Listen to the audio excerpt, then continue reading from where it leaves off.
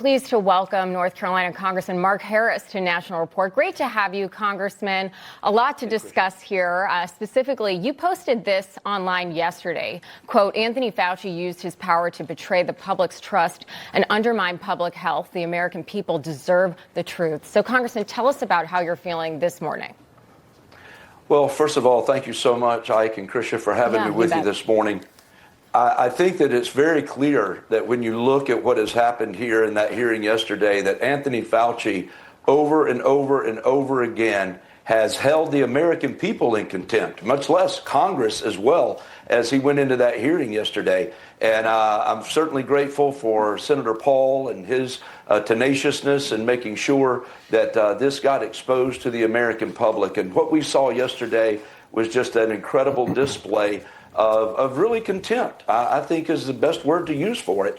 And so much has come to light over the last several weeks, and I'm very grateful that the American people are getting a chance to hear and see the realities of what this man just really out of control did to the American people. It was clear yesterday that folks are looking back and remembering everything that we went through, and this man was right in the middle of it. And yet, at the same time, he just had such, well, I don't know a better word than contempt for the American people and the kind of decisions that were being made.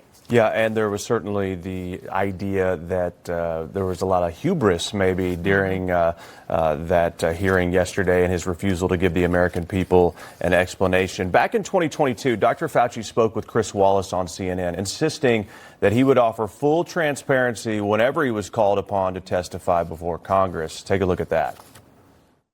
I am very happy to testify before any congressional oversight committee. I have nothing to hide. I can explain and validate everything that I've done. So, you know, it's going to be inconvenient if they actually are out there essentially threatening to make my life miserable. But I'm going to do what I need to do, and that is cooperate fully, because we have nothing to hide at all. Well, it seems as though when you invoke the Fifth Amendment over 100 times that you do have something to hide. At least that's what it looks like. Congressman, how is history going to remember Dr. Fauci after what he did yesterday?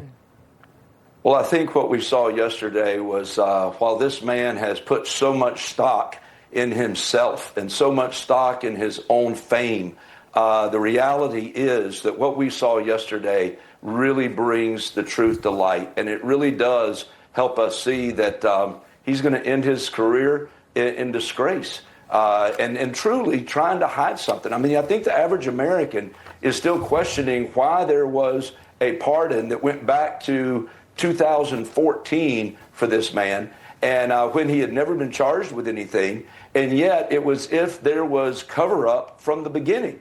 And listen, he was wrong about lockdowns. He was wrong about masks. He was wrong about just about everything that he stated, and yet at the reality even kept telling us to follow the science, follow the science. He had no explanations to give, quite frankly, and then the information that was brought out about the cash awards that were given and how government employees were utilized in writing for these cash awards, it's just over $1 million, I think Senator Hawley pointed out.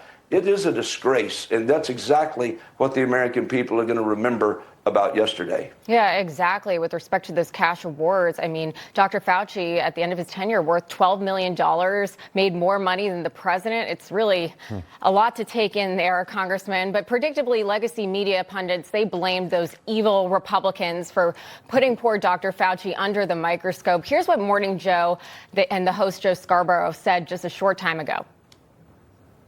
The Fauci thing, just sheer political theater. They shamed themselves. Some embarrassing performances. Guys swearing that okay. And then you had other people. You know, what's the color? What's the color of your tie? What's the color of the carpet? Okay. It was such a. Maybe you did do Shipra. Okay, I just get. Alex just told me this there. It was such a clown show. So they're claiming the questioning, Congressman, was embarrassing rather than his pleading the Fifth 111 times. Well, first of all, I find it almost ironic that while maybe a Republican threw out a swear word or a profanity every now and then, the left has seemed to make profanity part of their talking points, dropping the F-bomb every other turn. So the reality is just crazy, and you can't explain away the realities that were exposed yesterday. And you can try to hide them, you can try to ignore them, you can try to turn your head and look the other way, but these were facts that were put out on the table yesterday, even in the questions. And when Fauci took the position of, I'm just going to claim the fifth, I'm grateful that the senators just kept presenting the evidence. They kept presenting the question in the form of questions, giving him a fair opportunity to answer, and he took none of them. He couldn't take any of them, even down to naming names of individuals he might have reached out to trying to get that pardon. I just think it's fascinating. Yeah, it's certainly very telling. Even though it didn't tell us very much, the things he didn't say said a lot. Congressman Mark Harris, thank you for your time this morning. Let's keep the conversation. Thank you so much for having me. Absolutely. Thank you.